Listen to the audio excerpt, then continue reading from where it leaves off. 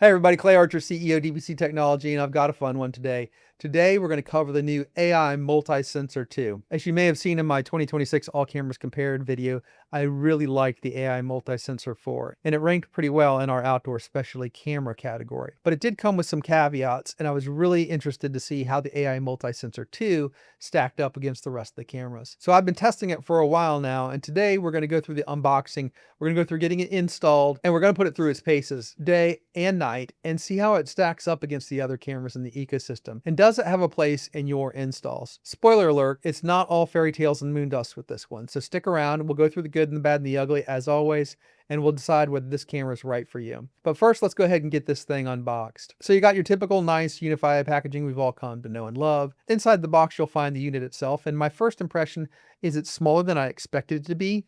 If you've seen the latest line of G6 dome cameras, they've been bigger than I expected. And this actually came in at a really nice size. It's very similar to the G6 180 in size, maybe a little bit wider, but about the same size. You'll also see that it comes with a pole mount adapter. It comes with a universal backing plate. This little adapter is pretty interesting. We'll get into that in the install. Like always, it comes with a level, and then it comes with a kit that has weatherproofing grommets, the wrench for the weatherproofing grommets, the special screwdriver to install it, a desiccant pack to prevent fogging, and some various clamps to mount it to a pole. Also in the box is all the little screws and pieces of hardware to attach it. You also see it includes a cool little conduit adapter. If you're going to run conduit to it, this little adapter kind of plugs into one of the holes on the side of it. Kind of a neat little design to be able to install this without having a mounting box. Also, you'll find the little typical UniFi mounting plate that allows you to mount these to a ceiling tile. So on the back of the device itself, you'll see there's two little doors. Those little doors are for mounting that conduit mount. So you just mount to the side and you pull out that little door and it just mounts into the unit itself. Obviously, you can bring the cable in through that door. On the very end of the unit, there's a little pin, and that pin is there to accept the universal mount adapter. And I'll show you that here in a second.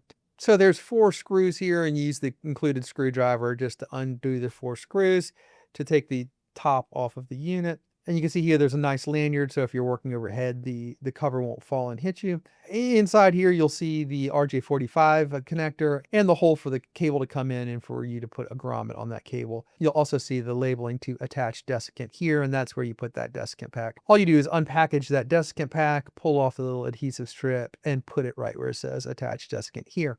You can also see that's easy to manually adjust these cameras. They pan, tilt, and rotate. So you can get pretty much any axis that you want there.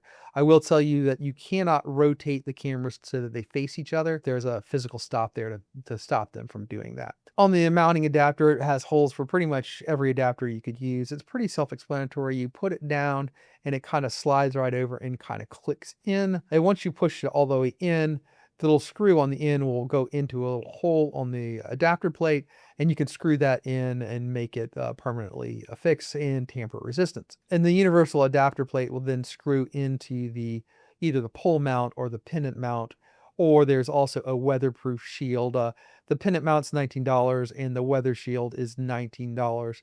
And those are available at store.ui.com as well. So with that, let's go ahead and have Andrew and Daniel throw it up and get it mounted. We don't have hung ceiling in our office, and there's just exposed trusses. So we mount it to these trusses. It's a little bit janky. We use that metal adapter plate on the top side of the truss, and then the universal plate on the bottom side of the truss, and then just get it mounted up to it. As always, it takes a little extra hand to do it that way. It would be much easier to mount these in a ceiling tile. And then once we had that up and running, I had Daniel adjust it while I was looking at the cameras to kind of get the perfect angle. Obviously, positioning of this and the location of this is going to be, pretty important to you, and how you are going to adjust it for the exact location that you're in. Unlike the 180, you get a lot more flexibility of what you're pointing this at, and that you actually could point both at one thing and have one of the cameras zoomed in and one of the cameras not zoomed in. And we'll get a little bit more into the difference between it and the 180 when we get into the review. Before we go over the camera itself, though, let's jump into store.ui.com. For me, right off the bat, I want to compare this to the other cameras in the G6 line, and for me, that's going to be the G6 Pro Dome, the G6 Dome, the G6 Mini Dome, and then obviously this AI multi-sensor too. And you can look at the pricing across the board here. It's $699, which is, roughly double what two G6 Mini Domes would be. And you're getting a little premium for having it all in one device. I think that's fair. By the time you run two lines over the G6 Mini Dome or the G6 Dome, you're going to be in the same price range. I would say size-wise, it compares a little bit more favorably to the G6 Mini Dome than it does to the G6 Dome. These are bigger cameras, and putting two of them together, it wouldn't look as good as the AI multi-sensor, whereas 26G Mini Domes are smaller, they are a little bit more discreet, they would look more similar to it. So basically, you're paying that $100 tax for having it be all in one unit versus individual units. And I think when you take into account the line run, that probably is a pretty fair trade-off. I think that's economically going to be better off to do the multi-sensor 2. And then you have the G6 Pro Dome at $499, which is, obviously two of those would be much more expensive. But, I was thinking here, maybe you could put a G6 Pro Dome and a G6 Dome together. And now you're $79 more, but you have probably two superior cameras. But again, you'd have to run two lines to it. So you have that expense plus, you'd be at $79 more at a baseline for those two cameras. So, first and foremost, I think the dimensions of these, it's hard to see at kind of these levels, the difference in size. What's the difference between 4 by 2.2 with 5.7 by 3.8? I will tell you in real life, this is a big unit and this is a smaller unit. And this kind of fits right in the middle where I feel like this is about the size of two of these as opposed to the size of two of these would be much bigger than the multi-sensor 2. So I know that 5 by 7 by 3.8 doesn't sound like that much, but it is quite a big unit. In the G6 Pro Dome, it's even bigger still. This is quite a big unit. If you're looking for discretion, these two definitely don't fit the bill. I would go with the G6 Mini Dome or the AI multi-sensor discreetly placed. IR night vision, we'll get into this a bit, but the 40 meters it says for the G6 Pro Dome, 98 feet for 30 meters for the G6 Pro Dome or 98 feet, 20 meters or 65 feet for the G6 Mini Dome, and the same for the AI multi-sensor. And I think that is probably about right for seeing people, but then really identifying them with facial recognition, probably going to get closer down into the 20 to 30 feet range for these two units. They all have facial recognition. They all have license plate detection. They all have smart detections. Field of view. The multi-sensor is really nice. We'll get into it when we get in the camera itself. I don't see really much of a difference at all between it and the G6 Dome and the G6 Mini Dome. Obviously, it's a little bit different there, but in real life, they look very similar. What the multi-sensor in the G6 Pro Dome have over the other is the tele, and we'll get into that when we get into the review. For audio, they're all microphone except for the G6 Mini Dome, which has the two-way. There is no speaker in this multi-sensor. Weatherproofing, this is IP66. You can't put this outdoors. And tamper resistant, this is IK10, along with the G6 Dome and the G6 Pro Dome. The G6 Mini is IK08. Mounting is very similar mounting, but it does have that pendant mount, which I think is really good. At some point, I'd like to see them come out with a corner mount, though, for this, because I think that would be a little bit of a cheat code for this camera and a perfect use case for it. This has a gigabit connection, not that's really going to matter for you. The image settings are all the same. It's 30 frames per second. It's got two 8-megapixel sensors at the same resolution. And here is the big kicker, and we'll see how this pans out in the test results. But this is by far the smallest sensor of these four cameras. The bigger number, the denominator, means this is a smaller sensor. This is a 1/2.8 inch 8-megapixel sensor, but the G6 Mini Dome and the G6 Dome have that 1/1/8 inch sensor. It's a really nice sensor. And even a step up from that is the G6 Pro Dome, has the 1/1.2 inch sensor. And I think where you're going to see the real difference here is going to be nighttime performance. So I'm a little skeptical about how this is going to perform at night in low light. So we'll have to see how that looks in that testing. Like I said, this lens has zoom, and you can see the f-stop at this lens zoomed in is pretty decent compared to the Pro. So, obviously this is a longer zoom that it has on the Pro. But similar f-stop there, meaning its low light capability may get a little bit of a bump from the lens itself. I don't know. We'll see in the testing. And they all have the built-in IR. You can see this is drawing considerably more power and that it is PoE plus. like the G6 Pro Dome is. The other ones are just PoE. It does have a stronger chip in here. Obviously, it's doing twice the work. It is a little heavier than the others. Obviously, it's doing double the work there. You can see the material it's made out of, and it has micro SD edge recording like the G6 Pro Dome as well. The G6 Dome and the G6 Mini do not have those. And you can see the operating range is similar to the others. So with that, let's jump in and let's test these cameras out and see what they can do. All right, let's jump right in. And I will tell you, I have been using this camera for a little while now. It was released, I guess, about a month ago, and I've been putting it through its paces. Really quickly, I'll show you, I have a layout here. In this layout, this is AI Multisensor Camera 1 and AI Multisensor Camera 2. This is different than the 180. In the 180, you'll see you could not separate them. So this is my 180. It shows up just in one view here. This actually shows up as two separate cameras. So I'll go back over into this view here and for my indoors, and you can see that it shows up as two separate cameras. You cannot make it one camera, which makes sense. Obviously the lenses go in different directions, and it wouldn't make sense to have that kind of overlay that you do with the G6 180. So this is AI Multisensor 2. This is the G6 Dome. This is the G6 Mini Dome. And this is the G6 Pro Dome. Just like I did in the comparison there, I think those are the cameras that most likely you are going to be choosing this camera over. So you can see it's got a really nice image there. It is a little bit, and I don't ever mess with these images out of camera. You can see that there's a little less of a green shift to this camera, a little whiter. And honestly, to my eyes, that looks better. That's more true to the color that's on the wall. But I will also tell you that take that for what it's worth. You could adjust that out. That's just basically the default settings. So the camera itself is, it's a nice looking camera. It's got a really nice width of field here. I will tell you right off the bat that I put this in an area. This is in a corner of a room. So there's a 90-degree corner here. I don't think that is necessarily the right location for this always. It's good for our testing here, and it's fine, but I probably would put this in an area where I needed a full 180. I also might use the pendant mount and do it up and down a hall. I think that would be a great way.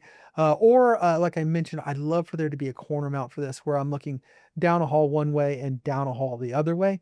I think that would be a really good use for this. But you can see each camera has a nice wide image. They both also have zoom on them. Like these kind of, like most dome cameras, the zoom isn't super fast. Obviously, you're not going to do this in real time. You're going to kind of set it and forget it. But you can see zoomed in there. And once it catches autofocus there, now you can use digital zoom on top of this zoom to really zoom in. But you can see the detail here is really great. Like before, I don't think you could tell that was a 16 bay UniFi device. In here, just clearly is. If I go down here into the coffee making area, you can easily see the different stuff here. That's brass tacks coffee and coffee filters and the coffee makers and their paraphernalia there. Really easy to see with the zoom there. I think this is going to do more than anybody's really expecting out of a surveillance camera in a general, office area. You can see here that Daniel and Jana are also working. I'll go with this other camera that's going down the hall there. Ew, man, you don't really realize, I promise you don't see this in real life, but that is the area of my wall here where we used to have ceilings in our wall, and we went up to exposed ceilings, and that's where they patched the drywall. You can't really see it from the lower angle, but from up here, that looks nasty. But you can easily see the people here. You can see people walking in the background. I mean, a really good image here. You can see identified Daniel. I'm having him walk over real quick. You can see it's identified him, facial recognition, super easy. You can also see that once it's kind of grabbed Daniel's face, it's grabbing it, no problem. It's also noticing people at the front desk, also grabbing Jan, although not facial recognition. It's not grabbing the people 2 doors down over here that are in that back hall, but you can clearly see that area. And this is another area where zoom is kind of cool. I'll even say, I don't really care too much about this because I'm getting it with the other camera. Let me go into 1.6 here. I think this is the zoom is a really nice feature when you have some dead areas in your scene that you don't really care about. You can kind of zoom in and get more data and not have to use digital zoom. I think the sensor, certainly in this daylight at time, you can see Adrian over here. You can see Ganit. Everything's It's grabbing everybody. It's doing a nice job of detections there. I think at this point they've all gotten so good that I don't think it really makes a difference. I'll compare it here real quickly to the G6 Mini Dome. This does have a little bit bigger sensor, but I don't think I'm losing anything as far as image quality here. And we'll go ahead and go to the G6 Dome, which is the next step up. And really in the daylight hours, I'm just not seeing that much of a difference between these sensors. Does that image look a little bit better? Probably yes, but we're splitting hairs at this point, and we'll go all the way up to the G6 Dome. I'm probably getting sharper in these carpet tiles. I've got the zoom here as well, and when I zoom in with this, you probably are going to notice it a little bit more in this camera. It also seems like it zoomed in a little bit faster. That detail probably is going to be a little bit nicer. I mean, I'm expecting that its optics are going to be superior. But let's go take a look at the floor tiles, and let's go back over here. There's a sharpness in the rendering, but I mean, I'm splitting hairs. I don't think there's really any appreciable difference during the daytime here. All right, so I'm back. It's now nighttime, and I've got Daniel up here to walk around and test the cameras. So the cameras I've got up tonight are the multi-sensor. We got number 1 and number 2. I've got the G6 Mini Dome and the G6 Pro Dome. I've got all of their IRs on right now, and the reason I have them all on, I'll turn off the other one so that you can see the multi-sensor 2 by itself, but the reason I have them all on is because this is a pretty typical scene that you would have where you have multiple cameras on and just the whole room is kind of lit up with IR. So Daniel, walk back into Mike Sousa's area. And so I'm going to have Daniel walk from an unlit area. This is about, I'd say maybe 45 feet away from the camera. And a lot of the IR here is probably getting deflected here by my AC and the light here. But let's go ahead and Daniel, walk towards me, and I want to kind of see where I pick up person detection. Well, I've got person detection already, where I get face detection. So you can see Daniel's eyes reflecting there. It's getting closer, pretty good with motion. And it nailed him. I would say that was probably 25 feet away where it started to, you got the face detection on it. All right, so you're not visible there. Come forward. Oh yeah, I am getting your face detected there. That's pretty cool. I can get that with this eyes. So that's how many, these are 2-foot tiles. 1, 2, 3, 4, 6, 7, 8, 9. Let's just say 10. So 20 foot, I think, I think 20 foot's probably where you're going to see that you're getting real face detection. I'm not getting any shadowing or anything. Actually, this little sensor is doing pretty well. I will say, as always in my office, it's hard to get this completely dark in here. These cameras are so good at detecting light. You can see really detectable. And this is coming back this direction. Face detection, it's that same distance, probably about 20 feet away where I'm getting face detection. I mean, that you're really going to be able to see the person. Obviously, he's presenting himself to us. I'm going to have Daniel go walk around the office, and I'm going to show you the other cameras. I do think this is showing a little bit more light. That's good. Again, his face detection was probably 20 feet away. But this is the G6 Dome. You can see the IR emitter over here on the multi-sensor here. Pretty strong emitter. You can see also the shadows down there of it. But you can see this disc detected his face way over there. This is just a bigger sensor. It's just there's no defeating physics. And now I'm going to do it with the G6 Pro Dome. And look at how bright the G6 Pro Dome is. You're seeing shadows from everywhere here with the G6 Pro Dome. Just strong shadows. And obviously you can see him. It's identifying his face over there. No ghosting.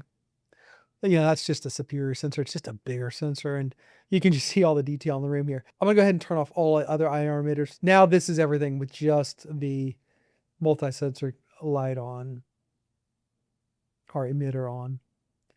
And pretty much the same thing for Daniel. You got him there. You see the fall off is pretty quick though. After that, I'll say 30 foot, over there in 40 feet, I really can't see much of what's going on there at all. And pretty much the same just with this sensor on. I'm going to do one more thing here.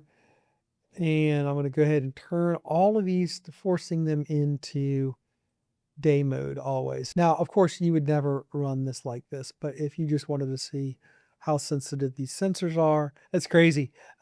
Just in this mode here, you can see that it's pretty much useless. It's completely dark. You're seeing a little bit of spillover from the lights in the parking lot. And there is a little bit of light left in the day there too. It's crazy how sensitive everything is to that parking lot. It's almost impossible for me to get that one really dark. The G6 Dome, you can see a lot more light over here. You can see some phantom power, but really there's nothing. But when you get to the G6 Pro Dome, this is where you can actually make stuff out. It's crazy. It's so pitch black with the other cameras, but this one you can actually see out into the lake area. There's some light coming through the blinds back there.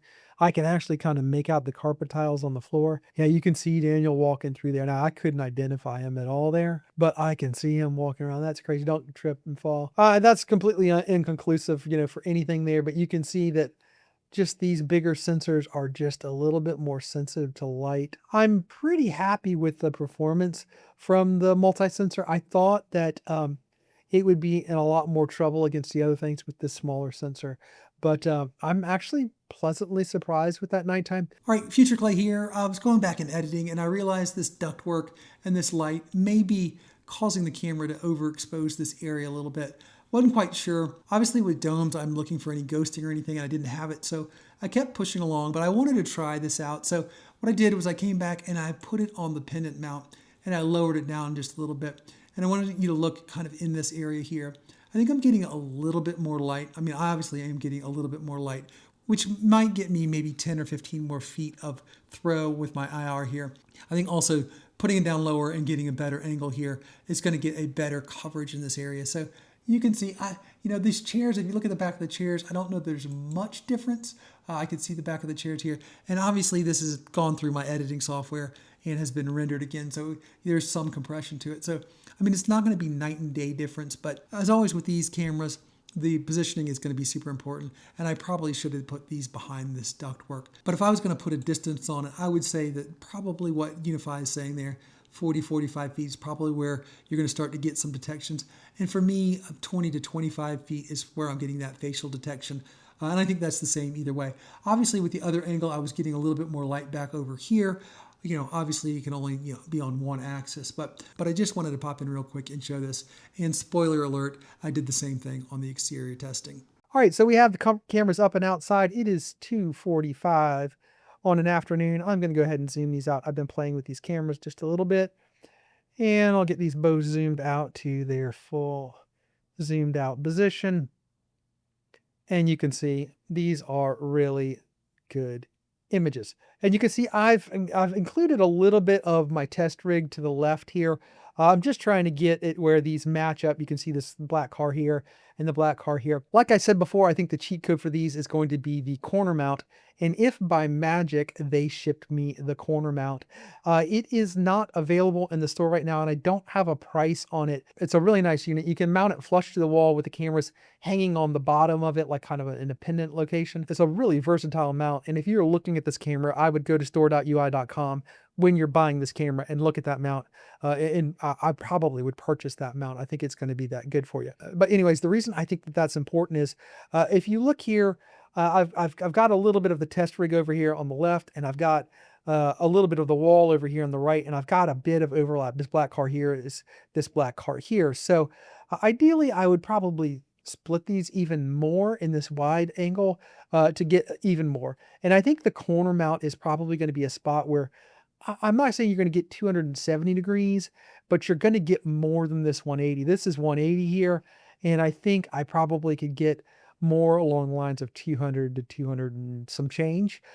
So I do think this might be a really cool camera to have on the corner. You might have a little bit of a blind spot in the apex of that corner, but the reality of it is that's probably going to be good for most. And if you have coverage with other cameras, you don't necessarily need to get that area. So how does the image quality of this compare to the other cameras? First, just taking a look at the image by itself. Really nice looking image. There's nothing I would complain about in this image. Nice. Cars are going by. It's overlaying them. I've got overlays on. I could turn overlays off. The other thing about this little bit smaller sensors, you'll see the speed of the readout here. It's looking really nice. No stutters, no nothing. And I am not local. I'm doing this over the web. So performance is really nice. Also, you can see here the sky is resolving really nice. You can see some clouds off in the distance. Really nice detail here in the forefront. But I think the really killer feature of this camera, especially for outside, is going to be the zoom feature. You can see it's doing a really nice job here, but I located this camera so that it got, just as little bit of this wall and as much of the front of the building. But what I probably could and would have done with this camera is actually face it so the center of camera is right here. And the reason I would do that is for LPR. If I zoom in, you can see it's quite a bit of range at 2.3 on the zoom. And what it's going to do for me is it's going to really make LPR pretty accurate. You can see here these cars aren't moving, but if they were moving, I can read that license plate Z44IRB, I think it is. And when I can read it, license plate detection usually gets it. So you can see if I aimed it right here in my parking lot, I would probably get every license plate. That being said, I zoomed it into about 1.5 about an hour ago. You can see it is nabbing license plates as cars go by. I think the better I gave the opportunity to do that with the zoom, I think I would get really, really good license plate detections with this camera. That looks like a good detection. That looks like a good detection. That looks like a partial detection. That looks like the side of a car. Those two look decent as well. So, I haven't left this here for a long, long time. And if I was going to do it, I would go all the way to 2.33 and I would zoom it right at the exit of my parking lot. But this optical zoom is what can take an average indoor-outdoor camera and make it pretty good at license plate detection. I did it as well for the other sensor. And if I go to playback, you will see here as well, it is making detections. It's grabbing FedEx and U-Hauls as they go by. I usually do an exclusion for the stuff going by on the road because these cameras are pretty good at reading like the side of a U-Haul or whatever. Your mileage may vary there, but I do think this is going to be one of your better LPR cameras, as is anything that has a little bit of zoom. Zoom is kind of the cheat code, especially during the day, to get LPR. Now, I will say that this is a low speed area. Would I expect this camera to be able to do LPR at 30, 40, 50 miles an hour? No. But in a parking lot where you have access to a good view, this is probably, I don't know, 40, maybe 50 feet away from the license plate detection area. And I've got 2.3 times optical zoom. The image itself on these is really good. Let me go ahead and I'll go back to all over here so you can see what the other outdoor cameras look like this afternoon. And it looks very similar to the other cameras. Here is a AI Pro. You can see here the multi-sensor is mounted right here. And I'll go through these other cameras here that are kind of sort of on the same axis as it. Here we have a G5 bullet for comparison. Here we have a G6 Pro bullet for comparison, G5 Pro, G5 PTZ. I think it looks better than the G5s just in general, but just like inside, I think the bigger G6 sensors look better in it. Here's the G6 PTZ. Nice image there. G6 Pro turret. This was my winner. I think this image typically is the best looking of all of them. We got the G6 turret on axis right next to it. I think this image looks better. And the G6 bullet, same as the turret, a little bit better. But honestly, I mean, there's not much in it. So we'll go from that to the multi-sensor. I say it looks better. There's some extra sharpness definitely in the other G6 sensors. Like you'll see down in the grass here on the multi-sensor, it looks a little softer. But honestly, in a certain way, that softer kind of looks less artificially sharpened. I'm not sure how much that's going to show up on YouTube, but this, each blade of grass here has kind of contrast between it and the next grass.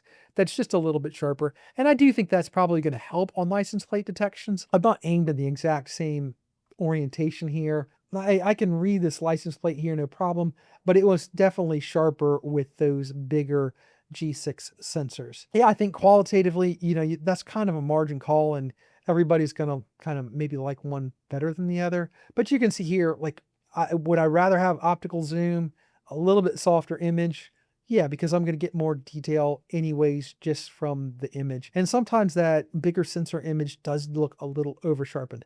I think we're splitting hairs there. It's kind of like digital cameras now. It used to be, oh, you had to get the latest, greatest digital camera, but then they got to a certain level and you don't necessarily need to go run out and get the latest Sony digital camera anymore because the last generation, the generation before that, were pretty decent.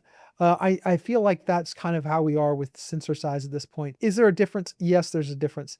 Is it a deal breaker? No, it's probably not a deal breaker. One other thing I will mention is they do make a sunshade for this, but I am in the Florida sun here.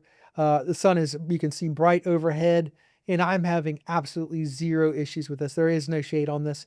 I will say both inside and outside, I've had absolutely zero problems with the dome whatsoever. No reflections in it, no ghosts, no sunbursts, nothing. It's been completely transparent. The only time I even notice that there is a dome at all is when it's focusing. You can see, any dust or any imperfections on it. But as soon as it zooms all the way in, those disappear and it focuses straight through them. So typically I've said in the past, I'm not a big fan of the dome format versus turrets because the dome tends to get a little dirtier and it has reflections and ghosting. I'm very happy to report there's been none of that with this device. The one last comparison during the day I wanted to show you here is the AI Multisensor 2 versus the G6 180. Honestly, when the G6 180 first came out, I was kind of upset that you couldn't split it into two images, but they did an update to the software that makes it kind of one of my favorite cameras now. The ability to move things around now in your design of your layout lets you make this be the full screen there. And what I've done here is I've put 2 rows for the multi-sensors and 1 row for the entire G6 180. And you click save there. And now you can kind of see how they would compare to one another. And there is a lot to be said for the single stitched image of the G6 180. First of all, the stitch is amazing, so there's no distraction when something goes from one side of this image to the other. But also, it just is kind of nice to look at in this one kind of single pane of glass. AI Multisensor is much more flexible, being able to zoom in, zoom out, and point it in any direction that you want to point it in. But you can see there's trade-offs here. And I think for a lot of people, the G6 180 is going to be the camera of choice simply because it's $299. So you could buy 2 of them for the price of just the AI Multisensor and have some change left over. I think for a lot of people, this is the right camera. If you're just trying to look in both directions, maybe up and down a hall, I think this is a great camera. As where these are more versatile, where if you need zoom or you need to change those perspectives so that you're not looking just in this 180 degrees, maybe you're looking at more than 180 degrees, or you need to split them a little bit, or you want one to look in a general area and the other one to be zoomed in the same area. That's another thing this camera could do. We could have one that's pointed straight ahead and then one's focused in on where this white car is. And that would be very simple to do here. You have a lot of versatility and, kind of the world is your oyster here. Whereas the G6 180 is kind of fixed, but it is giving you that kind of 2 camera view for less than half the price. It's an interesting thought process to go through there because I think for a lot of people, the G6 180 is going to be probably the better choice there. And then the AI Multisensor is usable where you need that added flexibility. So that's it for daytime. We'll go ahead and come back when it's dark and we'll compare everything in the low light. Okay, we're back and it is pitch black out. It is nighttime and I have my setup here as it typically would be on any given night. We'll go ahead and turn off my parking lot, but I wanted to show with my parking lights on, this is what it would typically look like in my parking lot. And here's the multi-sensor too. And that's a pretty nice image. It falls off into the distance. Obviously the smaller sensor size is going to be somewhat challenged in the darkness. You can see here on the less lit side, there's a light pole over here, and obviously there's another light pole down here. You can see that it kind of falls off in the darkness. Most cameras do that in this parking lot, but I'll go ahead and show you just some of the other competitions. Let that fill in real quick. This is the G6 Pro bullet. Obviously, this is the Pro sensor in it, but you can see the fall off over here. It's a little less, it's obviously a little less. It's just a big sensor compared to the multi-sensor. Here is a G5 sensor. You can see that falls off kind of sort of like this one does. I think you're going to find that this one behaves a little bit more in the darkness like the G5. I could just identify that that was the G5 Pro. See it falling off into the distance there and over here into the darkness. If I go back to the bigger G6 Pro bullet, you can see just even in like the darker areas. I don't know if that's translating to YouTube, but it just gets more resolution in there. And those are the places that I would be replacing this. Here's the G6 Pro turret, which is the winner here. And you'll see it does fall off in this area, but there's just more in the dark areas. There's just more there. So obviously it's just a bigger sensor and you can't cheat physics there. But let's do this. Let's go back in and I'm going to go ahead and turn off my parking lot lamps So this is now, nothing's got its IR on, and you can see that's really, really quite dark everywhere. So let's go ahead and turn on the IR in the multi-sensor. And you can see right off the bat that I've made an error here in my mounting. I already knew this was going to be here, but these other units being proud of this is going to make the IR reflect off of them and cause, visual anomalies there. But on the sensor one here, I think this is a pretty good representation. And I think this is echoing what I found inside the office. The IR emitter on this isn't really super strong. I can see down here, and I'm getting an image here. I could probably see somebody walking by, but I would want more out of an IR emitter and the sensitivity of the light. I just don't think this is the camera that I would put in dark if I wanted to, see a lot of stuff. It's just not a big enough IR emitter, and it's a smaller sensor size. I will say that's the same thing I said about the G6 180. Having to cover that much area with the IR emitter that's in the unit it's a lot of area to cover with the IR emitter, and I just don't think it's strong enough there. But just for discussion, that IR emitter is on, and let's just look at like the G6 Pro Bullet and what it's seeing. Because it has that bigger sensor, even this is just using, this IR emitter is not on in the G6 Pro Bullet. It's just using the light that is from the multi-sensor. And you can see that it is actually using that light better. This is a crisper image. That's because of the bigger sensor. But watch if I turn on the IR emitter in the G6 Pro Bullet, which is a stronger IR emitter, it just really lights up the image. And, this is something, if somebody walked by here, there's no doubt I would identify them at night. So I think the long and short of it is, in my parking lot with the lights on, I don't think these are bad sensors and I would put them there. But if I was counting on low light IR emitter, I think it's going to be very similar to what I said about the G6 180. I'll tell you what they did with the G6 180 though, which is awesome. They actually sell now a image enhancer for the G6 180, which I have installed. You can see this image is much, much brighter now for the G6 180 with that image enhancer on.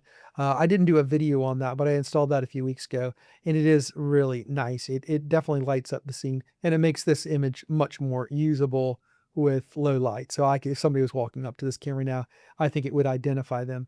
And it covers it pretty well from side to side. Obviously that's still a big area for it to cover, but it is a huge improvement over what it was before. But I will show you what my parking lot really looks like on any given evening. So, I think if this is what your parking lot looks like, I think I would have no problem putting the multi-sensor 2 out in the parking lot for this kind of coverage. But that being said, I don't really think this is a low light killer. I think it's adequate. I think it's kind of comparable to the older G5 line of cameras at nighttime. You can just see that this G5 that just doesn't resolve as well in the darkness. So take that for what it is. I would call this adequate with proper lighting, and probably not something I would do with low light and relying on the IR emitter.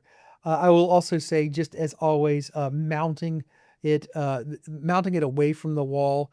You saw on the reflection that I was getting off of these cameras that were proud of the second sensor. Anytime you do that, the IR emitter is going to reflect off those. It's going to put ghosts and shadows. So you really want to make sure you're mounting this correctly, and there's nothing that the light's going to reflect back off of.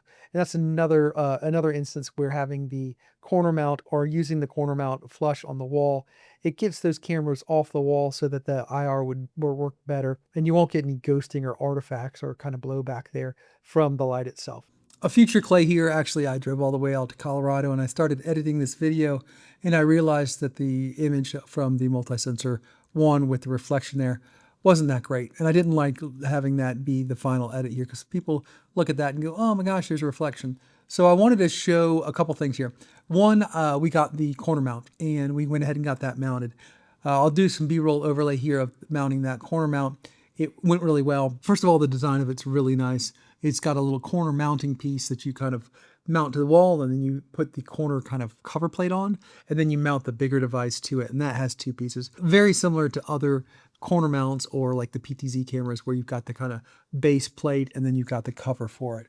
Really well done. Another pleasant surprise was that the screw holes matched up to exactly where the corner mounts for the PTZs, the small PTZs, the G5 and the G6 PTZ corner mount, So we didn't have to drill into the brick at all. So it went really well. It's a really attractive little design, and I highly recommend it. It's pretty versatile the way you can mount the cameras there and then point them kind of sort of in any direction. It's super useful for the corner of a building. But I really wanted to go in there and show you this Multisensor 1 camera now that we got it off the wall. You can see as a car goes by there in the distance.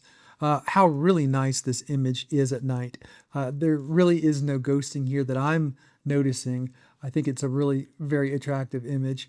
And the IR is doing pretty well. If somebody was going to walk along this sidewalk here, I think they would do a nice job. Like I said, for my use case, there's going to be lights on in this parking lot, so it's not pitch black. But, if you look down here into these bushes, I'm getting pretty good detail. It's probably going to fall off, like I said, in the interior, probably about 45 feet, pretty much the stated range.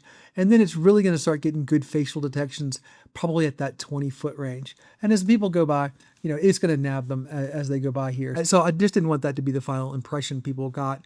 This has got this proud of this wall. You can actually see the wall here in the corner of the image, but it's far enough away that that's not blowing back and doing any kind of phantom imaging in the dome like it was before. So that's it. I just wanted to get that edit in. I've been doing these all the way back to the AirCam days, and obviously domes are kind of notorious for giving ghosting, and I didn't want to give the impression that this has any issues with that. So as you can see here, this is a really crisp image. And like I said earlier, I've had no issues with the dome covers in day and or night. And with that, let's get to our conclusions. So with all that said, let's wrap this up and decide who this is for. So when I first saw this camera and I first saw the price, I was kind of taken aback, and I said, I don't know. You could get 2 cameras, run a line over there, and the G6 line of cameras has been so good with those 1/1/8 and 1/1.2 inch sensors.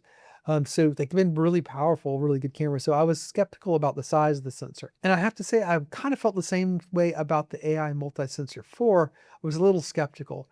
But I will say, in use, I think these cameras have been better than kind of the sum of their parts. Better than what I thought they were going to be. I think every home user should run out there and buy this camera? Probably not. I think if I was a home user, I would do some combination of 2 G6 domes or turrets, depending on the installation. And maybe if I really wanted the best of the best, I could do a G6 Pro and a G6 regular, either dome or turret, and pair those two together for about the same budget. And I think I would get superior results. Now, I would have to run 2 cables. It wouldn't look as good, and there are those considerations. But as a professional installer, for end users, I do think it is much more discreet to have this camera than 2 cameras. I think this install looks better. I think the size of this is more in line with the Mini than with the regular domes for the G6 line. So if size and appearance are in question, I think that this is a winner. Also, in a commercial installation, you're going to pay for 2 line runs and 2 installs. So, that price difference is going to really evaporate very quickly. Also, the versatility of being able to point the 2 cameras in different directions, and never underestimate the power of zoom where you need zoom. If I didn't need zoom, if I didn't care about the aesthetics of it, and I didn't care about running a second line, I probably would buy 2 cameras. If I'm a professional installer and I'm trying to make it look as good and professional as possible, I'm probably going to go for the Multisensor 2, just because I think it wraps everything up into a nice package. That being said, I think it's cool that Ubiquiti is bringing us options here, and we can pick and choose what fits our budget and our use case. And I think this is another example that might not fit everybody's use case, but for some, I think this is going to be a really nice unit. So I'd love to hear what you have to say. Please put your comments down below. If you have any questions, please put those down below as well. I try to get to all of those. As always, please like and subscribe, and we'll see you guys in the next video.